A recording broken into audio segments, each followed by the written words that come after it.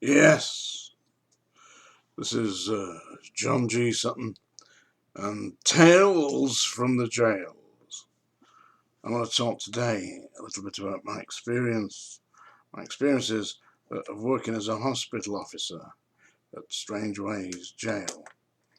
That's on Southall Street in Manchester, on the way to Cheetham Hill, that area of Manchester, if you don't know it.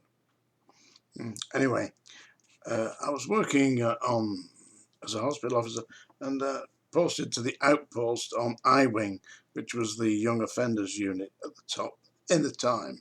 This is about 1982, yeah, 81, 82, and on I-Wing we had numerous prisoners, and we had one particular prisoner that was he was in the strip cells on I-Wing because he was injuring himself, threatening other people. And it was lunchtime, and I went on at lunchtime to actually, before I actually take it over, you see, at lunchtime, because you take over the wing, and I went round to check, and he was on the floor, you see. So I called the senior officer back who I was taking over from. I said, just give me a minute here, I'm going in to check this man here, yeah, because he was in strip cell conditions, you know. But he was on the floor not moving, so I opened the cell door. And sure enough, he was on the floor, and I couldn't resuscitate him. Now, I really did try.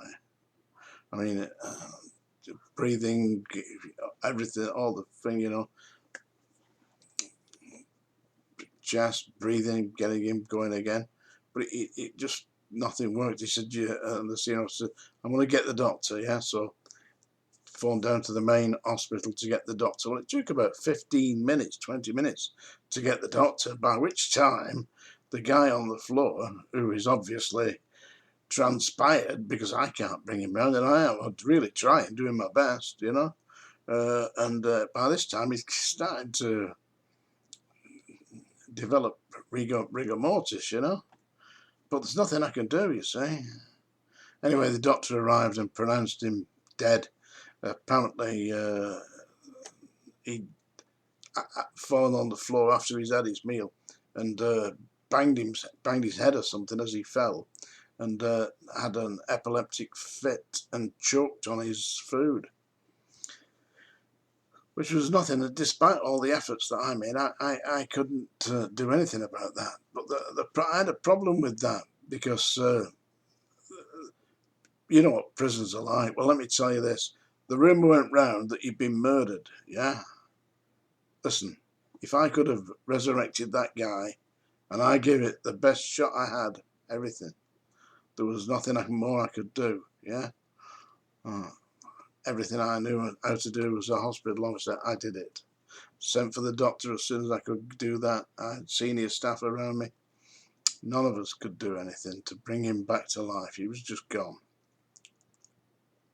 But the rumour went round the prison that he'd been murdered. And because I was the first hospital officer on the scene, obviously, they thought that I'd murdered him, you know. As if I were going to do that, you know. I've got things to do with my life, you know. Not just go and randomly murder inmates in cells for no good reason. I tend not to do that kind of thing. But unfortunately, where I lived about 10 miles outside of from Strangeways, you know, in South Manchester, in a place called Urmston, yeah, that's where I lived.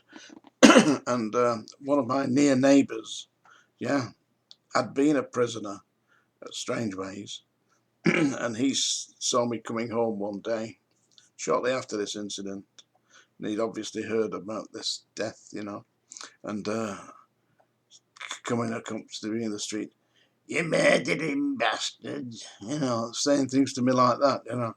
Not a particularly articulate individual. Maybe it's just my interpretation of him. I don't do a very good impersonation, but that was it, yeah. And I'll tell you his name because he was a horrible, thieving, snidey little bastard, but he wasn't that little, actually. He was quite a piece of kit. Yeah, I called him Jed, yeah. And he lived about 3 houses down opposite me. And he'd been going round threatening the neighbours with an axe, you know. he wanted this tree cut down that was in my the fellow's garden who lived nearly opposite to me, and he went round with an axe, threatening him. Yeah, get that tree down and I'll take this axe, and threatening him like that. Well, I mean, obviously he was a respectable man who lived opposite me. He was a British Telecoms electrical engineer. He was no fool, and but this Jed, who's notorious for being a crook, and being a villain, he threatened him, and he decided that he'd have a go at me, you see. Anyway, that wasn't the end of it. I was out taking my daughter to one of my friends' houses that lived just up the road a bit, and as I was coming back this particular afternoon, Jed's lady that he lived with, using that term very loosely, she came out of the front door shouting out, "You murdering bastard!" She spoke like that, I said, what's all this about? Jed told me all about you, give over, grow up, this is nonsense. So I said, anyway, if Jed's got anything to say to me, you tell him to come round and I'll slap his ass for him. So I thought no more about it, Went back in. I was in the kitchen when the doorbell rang. My wife was watching television in the main lounge. Big double-fronted Victorian semi I had in South Manchester. Massive, great place. I had a bar in the cellar and all that. Anyway, ding dong rang on the bell. I opened the door. I didn't know who it was, and it was Jed. I took one look at him, and of course I'm not too keen on having former prisoners coming ringing my doorbell, especially when I'm settling down for a quiet evening with my wife and family, So I said to him, I don't know what you want. I said, but I'm going to give you count to 3. Now, if I get to 3 and you've not moved, I said, I am going to slap you. What's all this about? A slapped ass, he says. I said, a slapped ass. 1, 2. I didn't get to 3. I thought, why waste your time on this man? So I gently tapped him on the shoulder and said, please go away. Anyway, that's my story. About half an hour later, ding dong, policeman at my door. Hello, how are you doing, officer? How can I help? Said, I come to investigate an assault. An assault? Really? Yeah. How can I help? Well, he said, can I come out? By all means, do come in and sit down. Would you like a cup of tea? Said, I've had a complaint from a man called Jed. Says that he came to your door when you hit him. I said, oh, wouldn't do anything like that. Who is this Jed?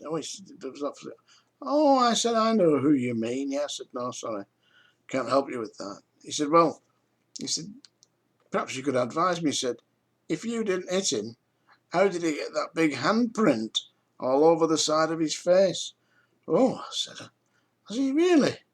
I said, listen, it's possible one of those cars that he's repairing in his back garden, because he had a lot of cars in his back garden, perhaps one of them's fallen on him, Anyway, the policeman didn't seem too happy with the answers I was giving him, but he went away, and I never heard any more about that.